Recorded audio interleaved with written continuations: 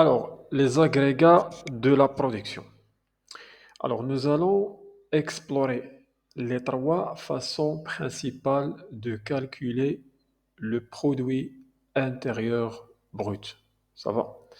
Donc, on va explorer les trois façons principales pour calculer le PIB, en comptabilité bien sûr nationale. Donc, les agrégats de la production. Alors, la première approche, ça va, on a trois approches. La première approche est l'approche par la production. Ça va, l'approche par la production. Alors, il consiste dans cette approche à additionner la valeur ajoutée par les différentes branches d'activité, bien sûr, à laquelle on ajoute les impôts, ça va, sur, bien sûr, les produits, et on retranche les subventions. Ça va? Alors, on détaille شوية. D'abord, qu'est-ce que la valeur ajoutée? C'est très important. Alors, la valeur ajoutée, tout simplement, كنشفناها في sixième, c'est la richesse réelle qu'une entreprise crée. Voilà, tout simplement. Ça va, il y a la richesse qu'une entreprise crée. Alors, كيفاش كتحسب هاد la valeur ajoutée? Normalement, il se calcule comme suit. Donc, je كنديرو كناخدو tout simplement le chiffre d'affaires, ça va, ou كنقصو منه la consommation intermédiaire, ça va, تعطينا la valeur ajoutée. Bien. Ensuite, on ajoute les impôts. Alors, les impôts sur les produits. Alors, il s'agit ici notamment de la TVA, tout simplement. La TVA, des droits de douane, etc. Bien. Puis, on soustrait les subventions, c'est-à-dire, alors, les subventions, علاش كنحيدوهم? Tout simplement, car ils viennent réduire artificiellement le prix payé par le consommateur, ça va, et ne correspond pas à une richesse réellement créée par l'entreprise. Bien, le PIB, tout simplement, c'est la richesse. Alors, كنحيدو les subventions, pourquoi? Tout simplement pour réduire le prix payé par le consommateur. Ça va? علاش؟ Parce que ne correspond pas à une richesse réellement. Richesse réelle. On cherche là une richesse réelle. Ça va? Donc, ce n'est pas une richesse réelle créée par l'entreprise. Alors, le PIB, il y a la richesse réelle créée par l'entreprise. Qu'est-ce qu'il y a de subventions? Parce que ce ne sont pas des richesses réelles créées par l'entreprise. Ça va? Alors, euh, cette méthode, bien sûr, très utile. علاش؟ كتعطينا واحد الفكرة claire على la contribution réelle de chaque secteur à l'économie nationale, soit l'agriculture, ou l'industrie, ou les services, etc. Bien, très bien. Maintenant, on passe à l'approche demande, c'est-à-dire approche par les dépenses. Donc, soit la demande, soit les dépenses. Bien. Donc, on additionne la consommation finale et on ajoute formation brute de capital fixe, ça va. Puis, on ajoute les exportations, ça va, moins les subventions. Donc, les exportations moins les subventions. Alors, on cherche à dire. Alors, faire de l'approche, c'est très important.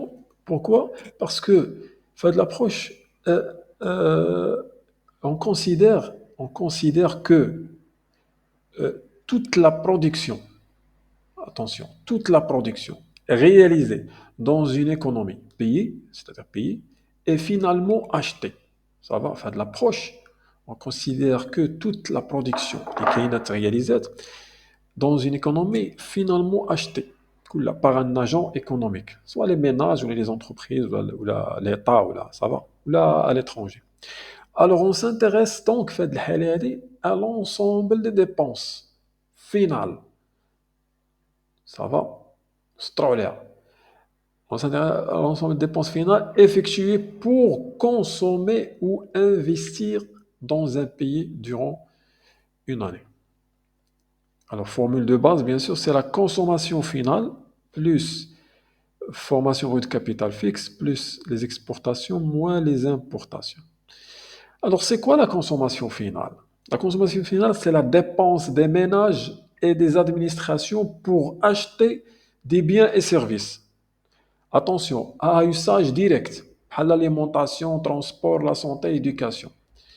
Ça va? Alors, c'est la plus grande part du PIB. C'est la grande part du PIB dans la plupart des pays. Ça va me dire? Deuxième, formation brute capital fixe, c'est quoi? Alors, c'est tout simplement l'investissement. Les achats de machines, les constructions, les bâtiments, l'infrastructure, ça va? Troisième élément, les variations de stock, ça va? On ajoute ici variation de stock. Bien sûr, c'est une entreprise produit. ou là شي entreprise دارت واحد le produit, ça va, qu'il ne vend, اللي ما تباعش. Alors les marchandises en surplus sont stockées. داكشي اللي ما تباعش ستوكا. Alors c'est un investissement en stock. Donc راه محسوب على l'investissement. Alors une variation bien sûr positive augmente le PIB. إلا كانت la variation ديال stock positive finalement initial راه غتكون يعني غتعطينا واحد l'augmentation de PIB tout simplement. Et négative, غتهبط le PIB tout simplement. Les exportations, tout simplement, sont les biens et services vendus à l'étranger. Et l'importation, l'axe, les biens et services achetés à l'étranger. Ça va? Alors, en résumé, cette approche revient à additionner toutes les utilisations finales de la production nationale. Les utilisations finales de la production. Que ce soit pour consommer ou investir ou exporter. Ça va? Très bien. Et finalement, troisième approche, il y a approche par le revenu. Alors, cette approche consiste bien sûr à additionner les revenus générés par l'activité économique, alors à savoir les salaires, l'excédent d'exploitation bien sûr, les impôts et en déduisant les subventions, ça va, comme dans la partie de la production. Alors, détaillez شوية في هذه. Alors, cette approche, bien sûr, consiste à mesurer le PIB à partir de la somme des revenus distribués. Ça va? Voilà, c'est revenus distribués. Dans l'économie, bien sûr. Ceux qui ont participé, bien sûr, à la production. Autrement dit, chaque bien ou service produit généré des revenus, bien que chaque bien ou service produit génère des revenus pour différents agents économiques, salariés, entrepreneurs, État, etc. Ça va? Alors, les rémunérations des salariés. Alors, c'est quoi les rémunérations des salariés? Tout simplement qu'on prend les salaires, traitements, les primes, les cotisations sociales. Alors, c'est la part du PIB qui revient directement aux travailleurs. Bien. Le EBE, excédent brut d'exploitation. Alors, tout simplement, il s'agit du profit brut réalisé par les entreprises, après avoir bien sûr payé les salaires. Bien. Alors, il inclut aussi le revenu mixte brut. في حالة يعني الحالة ديال الكا ديال les travailleurs indépendants. Par exemple, un agriculteur qui travaille pour lui-même. Bien. Troisième élément, les impôts. Alors, bien sûr, sont les taxes versées à l'État par les entreprises, comme le TVA, les droits de douane, les taxes locales. Ça va. Et dernièrement, subventions, bien sûr, ce sont les aides accordées par l'État. Le producteur, par exemple, pour baisser les prix. Euh, donc, cette l'approche, pourquoi? Et quel est l'intérêt de l'approche? Alors, l'approche permet de savoir comment la richesse est distribuée dans une économie. Il y a de la richesse qui fait que tout zaf, quelle part revient aux salariés? Bien. Et quelle part revient aux entreprises? Bien. Et quelle part va à l'État? فهمها ياك. Alors, c'est une approche essentielle pour analyser les inégalités, les politiques fiscales, ou encore la part du capital dans la croissance. Donc, المعلومات كاملة c'est très important لأن في l'analyse كنحتاجهم في l'analyse des textes ou les exercices. دابا نشوفوا exercice. Alors, l'exercice الأول نشوفوا l'approche par la production. Alors, la question, c'est calculer le PIB sur base des informations. On a la valeur ajoutée totale 500 milliards. Ça va. Les impôts sur les produits 80 milliards. Les subventions 20 milliards. Alors, la question, calculer le PIB. Donc, d'après la formule, on a le PIB de l'approche production, c'est la valeur ajoutée plus les impôts moins les subventions. Alors, les valeurs ajoutées, c'est 500 milliards. Alors, 500 milliards plus les impôts sur les produits, ça va, les impôts, c'est 80, plus moins les subventions, ça va, moins les subventions, c'est 20 milliards. Alors, 500 plus 80 moins 20, il y a 560 milliards de dirhams. Donc, 560 milliards de dirhams représente le PIB par l'approche production. Maintenant, par l'approche demande. La consommation finale, 400 milliards. La formation brute capital fixe, les investissements, 150 milliards. Les exportations, 120. Les importations, 90. Calculer le PIB. Alors, tout simplement, on ajoute 400 de consommation finale, d'après la formule, puis 150 de formation brute, plus 120 de exportations et moins 90 de importations. Ça va, moins est égal combien? 580 milliards représente le PIB par l'approche demande. Alors, une fois le PIB calculé, ça va, il est important de savoir s'il a augmenté ou diminué. Donc, le PIB, les trois approches, c'est très important de savoir si le PIB est en augmentation ou en diminution.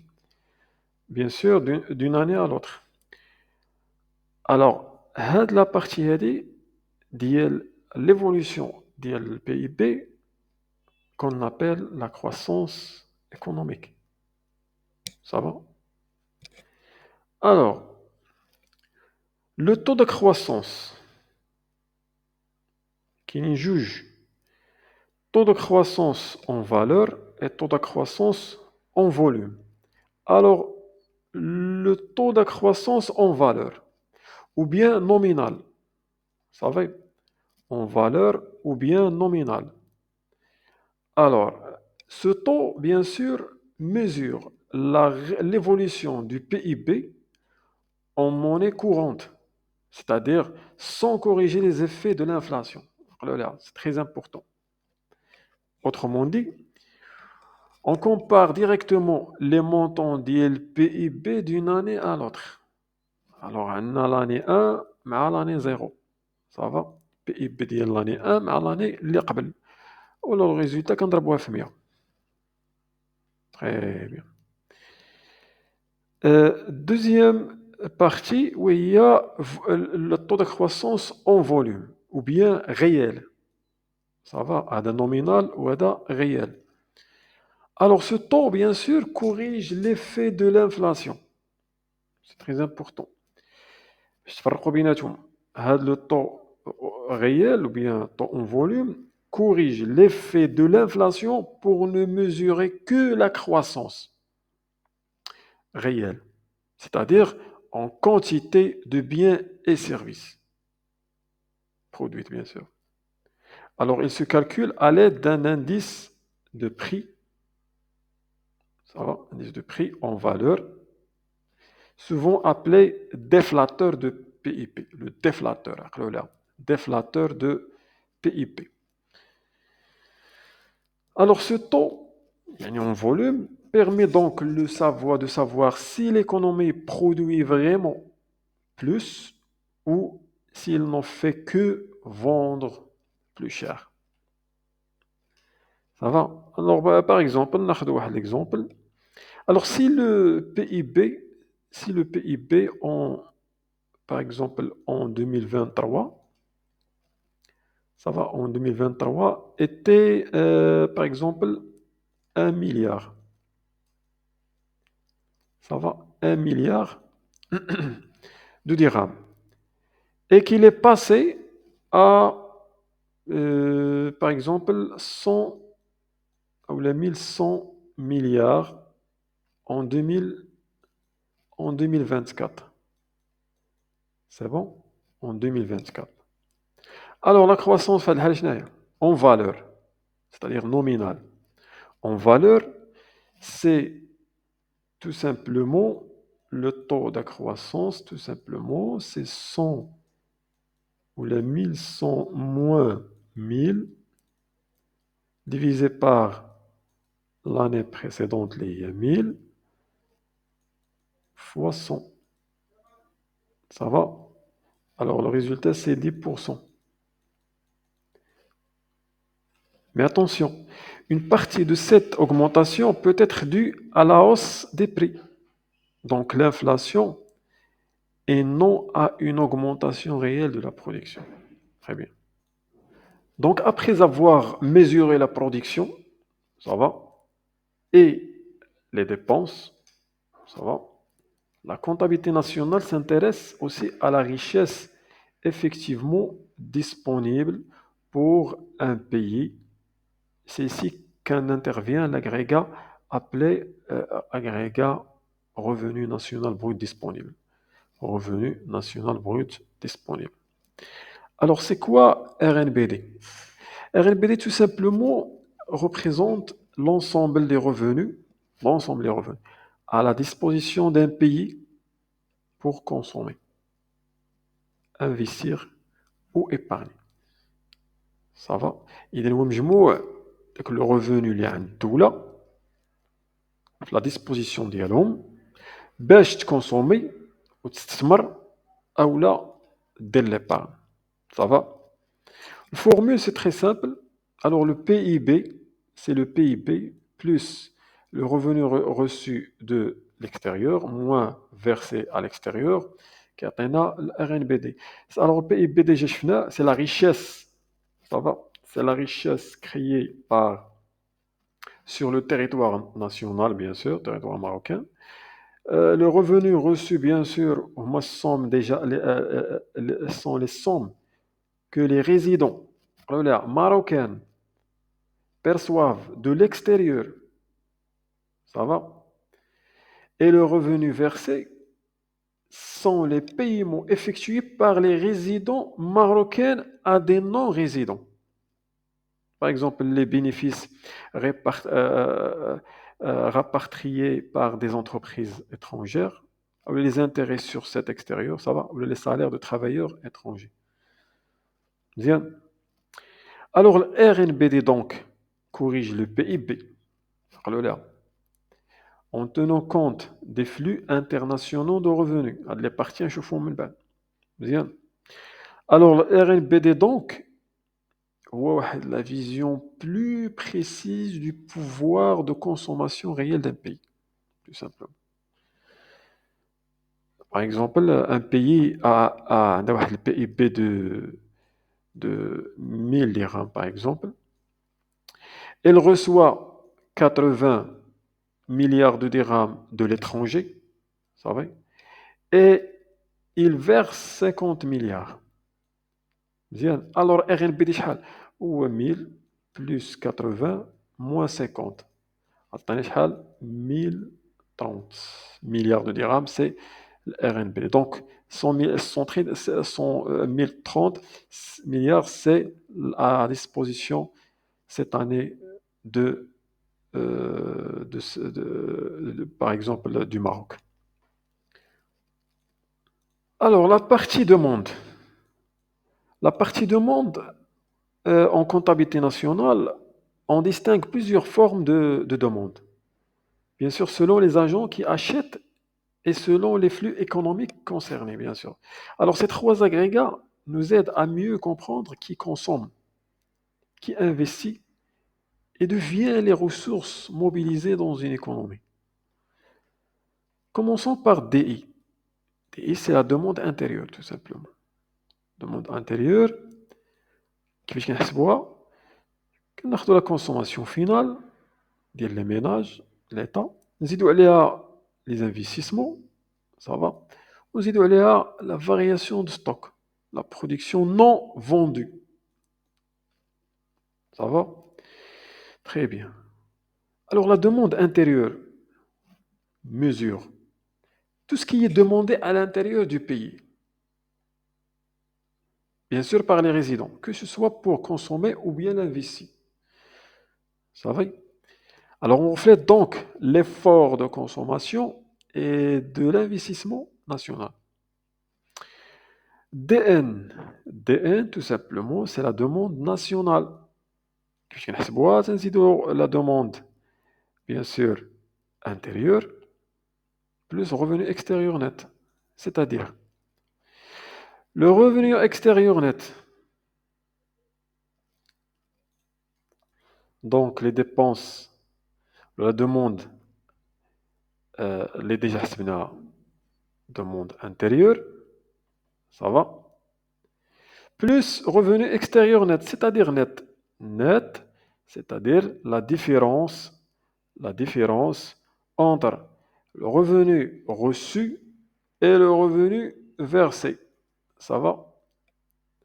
Alors la demande nationale élargit la demande intérieure en intégrant les flux de revenus avec l'extérieur. Les salaires reçus ou versés, les dividendes, les intérêts, etc. Très bien. Maintenant, demande finale. Alors, c'est quoi la demande finale? Tout simplement, la formule c'est là. Alors, consommation finale, ça va. Consommation finale nationale, plus l'investissement, plus variation de stock, plus les exportations. C'est-à-dire, la demande finale inclut ce que l'économie produit pour elle-même et pour l'étranger. Pour elle-même et pour l'étranger, ça va? C'est donc la demande globale adressée aux producteurs nationaux, que ce soit par les résidents ou par le reste du monde. Ça va? Maintenant, après avoir analysé la production, la dépense et le revenu disponible, il est essentiel de savoir quelle part de la richesse produite est conservée.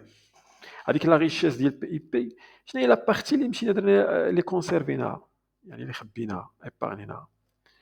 Il est essentiel de savoir quelle part de la richesse produite est conservée. C'est-à-dire épargner. On parle ici des épargnes, des agrégats de l'épargne nationale. Très bien.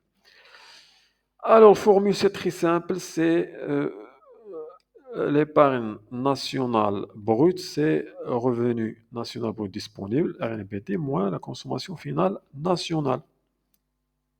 Ça va? C'est-à-dire consommation des ménages et de l'administration publique. Attention. Alors, l'ENB, l'épargne nationale brute, représente quoi? Elle représente la part du revenu disponible qui n'a pas été consommé durant une année. C'est la capacité de financement potentiel. Maintenant, l'épargne nationale nette. Bien sûr, c'est l'épargne nationale brute moins les amortissements. Plus précise que l'épargne nationale brute, il soustrait la part de l'épargne utilisée pour remplacer le capital usé, les machines et les bâtiments. C'est donc la vraie épargne nouvelle. C'est un épargne. ولكن هذا vraie épargne. علاش؟ حيت حيدنا منه الكابيتال usé. اللي هو les machines, les bâtiments, etc. C'est donc la vraie épargne nouvelle disponible pour investir dans nouvelles richesses. Le taux d'épargne, finalement, il indique bien sûr proportion, nisba, le revenu national brut mis de côté au lieu d'être consommé. النسبة ديال l'épargne اللي حنايا خصناه من bien sûr من le revenu. شحال هي النسبة؟ Alors par exemple, on a un taux d'épargne qui est 20%, par exemple, taux d'épargne 20%. Alors le pourcentage du revenu national n'est pas consommé, bien sûr. Alors 20% du revenu n'est pas consommé, mais disponible pour l'investissement ou pour rembourser. Ça va. Donc, exemple, on a par exemple le RNBD. RNBD, par exemple, est égal toujours 1000 milliards. Ça va? Et on a la consommation finale nationale. Ça va? Par exemple, 800 milliards. Ou on a par exemple l'amortissement. L'amortissement, 50. Alors, tout simplement, pour calculer l'épargne nationale nette, شغادي نديرو alors ناخدو 1000 plus ou bien moins 800. Ça va? Moins 800. شحال تعطينا؟ تعطينا tout simplement 200. Bien. Pour l'amortissement, alors on calcule maintenant 800 moins 50. Donc finalement, on dirait 800 moins tout simplement 50, il y a شحال؟ تعطينا 150. Alors 150 هو l'épargne nationale nette. هذه ENB, ça va, l'épargne nationale brute, ou هذه l'épargne nationale nette. Alors maintenant, pour calculer le taux d'épargne, tout simplement, ناخدو هاد 150 أو ناخدو هاد 200, on va diviser par combien? 1000, ça va, اللي هو ال RNBD, fois, bien sûr, 100, اللي هي 20%. Alors 20% représente le taux d'épargne. Alors, شنو هو l'intérêt de la partie هذه? Pourquoi c'est très important? Alors, l'épargne nationale élevée, il est qu'un élevé. Il permet à un pays de financer des investissements. Ça va? بلا ما تمشي l'étranger. Ça va? Donc, une épargne faible peut entraîner un besoin de financement. في هذه الحالة غنمشيو للإكستيريور ناخدو des crédits. Ça va? Donc يعطينا واحد لا ralentissement de l'investissement في هذه الحالة هذه إلا كان عندنا l'épargne قليل. أما إلا كان كثير bien sûr غيكون عندنا واحد لانديبوندونس وما اضطرش الدوله انها تدخل تمشي للاكستيريور باش تاخذ دي كريدي بور فينونسي البوزوان اللي عندها.